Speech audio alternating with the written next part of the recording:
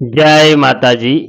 देखो वीडियो लंबा हो जाएगा, लेकिन आपको एक एक शब्द, एक एक पूरी जानकारी आपको मैं इस वीडियो में बताऊंगा।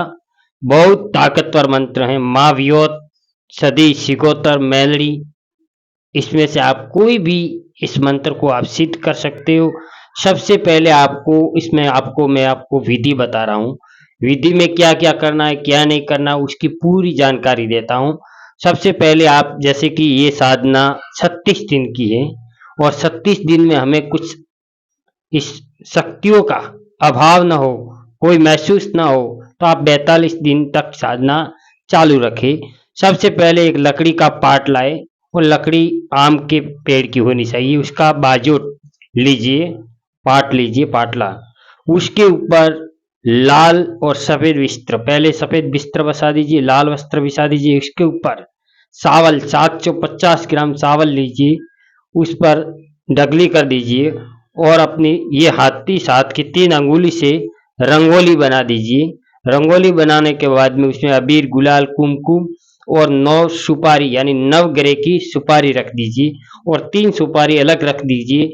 वो किसी पीपल या बादाम का जो पत्ता आता है, पान आता है, उसके ऊपर रखने की है। वो रिद्धि सीधी और गजानन, उसके लिए 3 सुपारी है, और 9 सुपारी है वो नवग्रह की है। क्योंकि ये साधना सिद्ध करोगे तब कोई भी आपके साधना में किसी भी प्रकार की रुकावट ना आए। इसलिए मैं आपको नवग्रह का पहले पूजन करवाऊंगा, उसके बाद में रिद्धि सीधी गजानन का पूजन करवाऊंगा। उससे आपकी साधना सिद्ध होगी। तो उसके बाद में हाथ से रंगोली बना दीजिए, अबीर, गुलाल, कुमकुम चढ़ा दीजिए, और 9 सुपारी रख दीजिए, और 3 सुपारी, कोई पीपल का पान है या बादाम का पान है, उस पर रख दीजिए, और अबीर, गुलाल, कुमकुम उस पर भी चढ़ा दीजिए बराबर। सबसे पहले आप एक कलश ले लीजिए। कलश के अंदर 7 कुएं का पानी लीजिए। उसमें थोड़ा सा शहद डाल दीजिए, गाय का दूध, गंगा जल, गोमूत्र और गुलाल, सिंदूर, 5 रुपए का सिक्का, और जो कलश आएगा वो तांबे का ही है। इस तत्व का कोई जरूरत नहीं है, जो कलश रहेगा वो तांबे का है, कोई टेंशन नहीं है। उसके अंदर ये सारी सामग्री कलश के अंदर डाल दीजिए। फिर कलश के ऊपर 7 पीपल के पान लीजिए, कितने, 7, और कलश के सजावट कर दीजिए। उसके ऊपर नारियल रखना है, इस प्रकार सजावट कर दीजिए। फिर एक श्रीफल लीजिए, जो पहला हाथ पड़ेगा, जो पहला हाथ, जो नारियल लेने जाओगे उस पे पहला हाथ आप लगाओगे, वही श्रीफल लेने का है। वो श्रीफल ले लीजिए, उसमें पानी हो या न हो, उसमें कोई टेंशन नहीं। फिर आप अष्टगंध होता है और केसर होता है, उससे उस नारियल पर तिलक कर दीजिए, कितने, 9 तिलक कर दीजिए। फिर 9 तिलक करने के बाद उस पर माता जी वियत की साधना करते हो, या आप सधी की करते हो, या सिगोतर की, या मैली की, या जोगणी की, जो भी साधना करते हो उसका नाम लेकर चुंदड़ी लपेट दीजिए। उसके ऊपर रोली प्लेट दीजिए, यानी मोड़ी, वो प्लेट दीजिए। उसके बाद में अबीर, गुलाल, कुमकुम उस नारियल पर छिड़काव कर दीजिए, सड़ा दीजिए। उसके बाद में, ये तो हो गया पाट पाट का। फिर एक सूखा नारियल का हवन यानी जोत कर दीजिए गणेश जी के लिए, पहले गणेश जी के लिए, बाद में नवग्रहों के लिए आप 7 दौन का बाकड़ा बनाकर किसी भी 7 कुत्तों को खिला दीजिए बराबर। उसके बाद में आप आसन लगा दीजिए। शुभ कार्य के लिए, यानी माता जागृत करनी है, या आपकी माता कोई काम नहीं कर रही है, या आपको आपके घर में कोई काम है, उनके लिए ये साधना करनी है, तो इसकी दिशा आपको पूरब रखनी होगी या उत्तर रखनी होगी। अगर माता को कहीं भेजना है, हमारे काम में, काम के लिए माता जी को जागृत करना है, कहीं भेजना है, लाना है, करना है, उसके लिए करना है, तो आप दक्षिण दिशा के अंदर साधना कीजिए, दक्षिण की तरफ मुख करके। ऊनी वस्त्र होना चाहिए बराबर।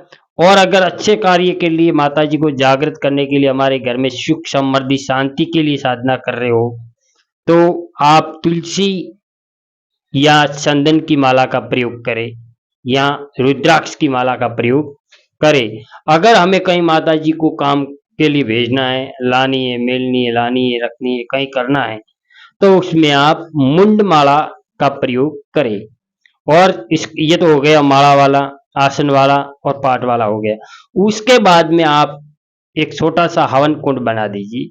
हवन कुंड बनाने के बाद उस जगह पहले पानी का, गंगा जल का छिड़काव कर दीजिए। उसके बाद में वो भूमि पर एक दीपक जला दीजिए, 2 अगरबत्ती लगा दीजिए, गुड़ 5 रुपए का लगा दीजिए, क्योंकि धरती माता जी को भोग देना बहुत अनिवार्य है, क्योंकि वहाँ हवन के अंदर से ही हमें शक्ति प्राप्त होगी। इसलिए हवन कुंड को शुद्ध रखना और उसे जागृत करना हमारा कर्तव्य है। और वहां पर दीपक जला दीजिए। मैं आपको एक दीपक जलाने का मंत्र दूंगा। सुबह शाम देवी देवताओं का दीपक करते हो, उस टाइम ये मंत्र बोलना हमारे लिए बहुत महत्वपूर्ण है। फिर उसमें जल का छिड़काव कर दीजिए और धरती माता जी को भोग लगा दीजिए। उसके बाद में हवन कुंड बना दीजिए। सबसे पहले गाय का गोबर का लेप कर दीजिए, मिट्टी लाइए, गाय के गोबर का लेप कर दीजिए। उसके बाद में सूखने दीजिए। फिर कंकु कंकु कुमकुम का छिड़काव कर दीजिए। फिर अबीर गुलाल कुमकुम लगा दीजिए। उसके बाद में ये हवन जब तक आप जब साधना आरंभ करोगे उस टाइम में हवन उत्पन्न करो। सबसे पहले केजड़ी की लकड़ी लानी होगी और कपूर या घी से इसे हवन को जलाना होगा। शुद्ध घी होना चाहिए। ऐसे नहीं कि भाई हमने कोई प्लास्टिक का प्रयोग किया या कोई दूसरी चीज का प्रयोग किया, ऐसा नहीं। या तो कपूर या घी उसका प्रयोग करें, बराबर। और उसमें आपको जो हवन के लिए आहुति में कौन कौन सी सामग्री लेनी है वो आप लिख देता हूँ, लिख दीजिए आप। मैं बोलता हूँ सबसे पहले गूगल, बत्तीसो, लोबान, दसांग, आशापुरी, ये 5 दो हवन पूरा पैकेट, कितने 2 हवन पूरा की पैकेट ले लीजिए। और उसके बाद में उसके अंदर एक नाग चंपा अंतर आ रहा है, वो आधी शीशी डाल दीजिए उसके अंदर। और उसके बाद में जब 100 ग्राम काला तिल, 100 ग्राम तिल्ली का तेल, 100 ग्राम सरसों का तेल, 50 ग्राम शुद्ध देसी घी और थोड़ी सी खेजड़ी की लकड़ी, 21 दाना इलायची, लविंग इसके अंदर डाल दीजिए, बराबर। जो हवन की सामग्री बना रहे हो उसमें। और थोड़ा सा 1.25 किलो सूखा नारियल आता है, उसको पीस लीजिए, उसका बूरा बना दीजिए, यानी कोपरा वाटकी उसे बोलते हैं हमारे यहाँ। मैं आपको बोलता हूँ सूखा नारियल, उसको लाकर पीस लीजिए। ये सब मिक्स करके आप किसी डब्बे के अंदर भर दीजिए। हर मंत्र के साथ एक आहुति दीजिए। और इसमें साधना करने का समय रात्रि 1 बजे या 3:30 बजे फिक्स रखे। ऐसा नहीं कि आज 1 बजे करो, कल 3:30 बजे करो, ऐसा नहीं। जो भी समय निर्धारित समय रहे वो फिक्स रखे। जैसे कि 1 बजे है तो 1 बजे, या 3:30 बजे है तो 3:30 बजे एक समय रखें। तो साधना 42 दिन या 36 दिन जब तक चालू है तब तक आप ब्रह्मचारी का पालन करें। मांस मदिरा का सेवन ना करें, बराबर। और जूठ का प्रयोग ना करें। और एक ही जगह वहां पर आप जितना अकेले सोओगे उतनी आपकी साधना फायदेमंद होगी, इतनी आपकी शक्तियां आपसे बात करेगी। इसलिए एकांत कमरा रखे, उसी जगह साधना कर रहे उसी जगह सो जाइए। ये साधना काली अमावस, चौदस या आठम या पासम से आरंभ कर सकते हो। कोई भी शुभ मुहूर्त देखकर ये साधना आरंभ कीजिए। काली अमावस को करे तो काली अमावस या काली चौदस, बराबर, उसमें आप सिद्ध कर सकते हो। आठम, पांचम, इसमें आप सिद्ध कर सकते हो।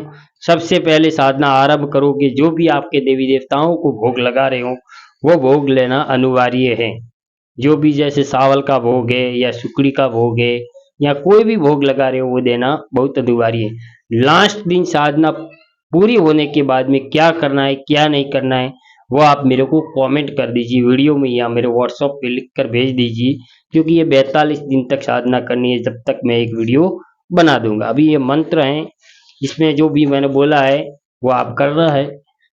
ओम गुरु जी नवलख पाड़ो, चल जोगणी सहरूप कर धारण, नव संडो पाड़ो तेरो, रूपा खड़ी सोना चिंगड़ी, भमर गपा भमर माला, जा बैठी माँ वियत, मेरी संदा सुर शाखा भरे पौनी, घड़ा ले आई मैं मंत्र बोलो माँ वियत का, आई 16 श्रृंगार पैर के, आई नवलख पाड़ो 16 श्रृंगार कराई, जय श्री जोगणी 3 लोग में उजाला है तेरा, पाठ करूं पाठ पूरू दीपक जलाऊं, मोह मुख दारा, दीपक जलाऊं धूप केवूं पुकार करूं, माँ वियत थोने 16 श्रृंगार पैर सदी सिगोतर आई, 5 कुआ 5 वावड़ी जहां बैठी सिगोतर मैया, ऊंट बरबाते मैलड़ी जागी 16 श्रृंगार कर, तीनों मैली हुई आई रूप में पाठ करो, जागो मेरी माँ वियत माता हमारी जगह न जागे तू, दया धर्म नि आण परे, सबज सासा ब्रह्म कासा स्लो मंत्र ईश्वर की वासन वासा सुखे तो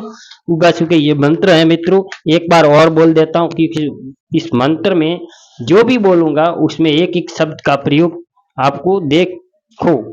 ओम गुरुजी नव लख पाड़ा सल जोगणी स्वरूप कर धारण, नव संडो पाड़ो तेरो रूप, रूपा खड़ी सोना छिंगड़ी भम्मर गभा भम्मर माला, जहां बैठी माँ वियत मेरी संदा सुर शाखा भरे पोणी, घड़ा ले आई मैं मंत्र बोलो माँ वियत का, आई 16 श्रृंगार पैर, आई नवलख पाड़ो 16 श्रृंगार कर आई, जय श्री जोगणी तीन लोक में उजाला है तेरा, तीन लोक में उजाला तेरा, पाठ पूर्व दीपक जलाऊं मोह मुख द्वारा, दीपक जलाऊं धूप केवूं पुकार करूं, माँ वियत थोने 16 श्रृंगार पैर सदी सिगोतर आई, 5 कुआ 5 वावड़ी जहां बैठा सिगोतर मैया, ऊंट परबाते मैलड़ी जागी 16 श्रृंगार कर, तीनों मैली हुई आई रूप में पाठ करूं, जागो माँ वियत माता हमारी जगह न जागे तो दया धर्मरी आण परे, सबज सासा ब्रह्म कासा सलो मंत्र ईश्वर की वासन वासा सुखे तो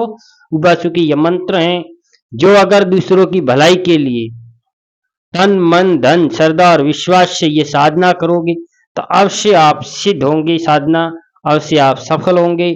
अगर पहले से ही ऐसा मन बना दिया है कि नहीं मैं माता जी को छिद करके उसका दुरुपयोग करूंगा तो ये साधना कभी भी सफल नहीं होगी।